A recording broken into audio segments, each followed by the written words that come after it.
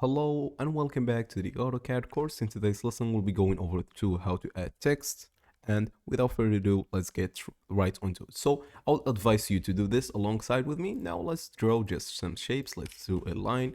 Let's do a polyline to draw a square, for example. Or without doing that, let's just go to the rectangle tool and choose a rectangle. Now, to add the text, all you have to do is simply click the down arrow and make sure to select single text.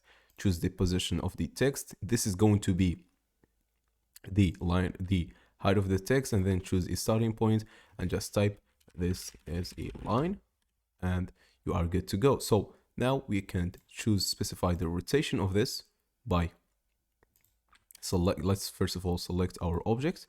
Let's go down a little bit, select the object here, and then we could also specify, we could select the object by the right side, so we can just select the text and then do a rotation, specify it, and then we can just, as you can see here, specify the rotation for this text. We could also choose the text here and move it wherever we want based on this point up here, just up and down because it's related to the line here. So we could also move it and translation by right and left, and we could also, for example, now add this spanning text for the rectangle here. Select single line, choose a smaller line and just choose a starting line and do this is a rectangle.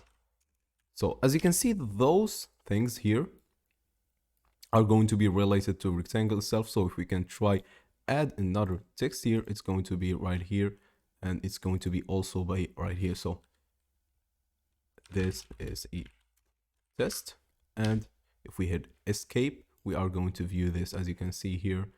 Just now let's move it,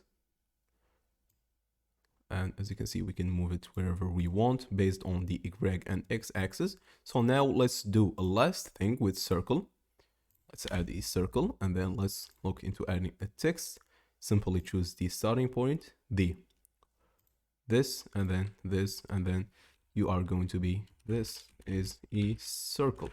So the first parameter is the actual height of this text. So let's do this one more and last time so you are able to understand. So if we add text again, the first parameter is the starting point, and then we could specify the starting point of the text. We are going to start here. The second thing is the length of this text, and this third thing is where it's going to be laid off. So this text, this is a text.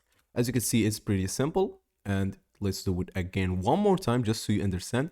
Select a starting point and then select the starting point, so here, and then select the length of your text. So we are going to be here, and this is it. So this is another text.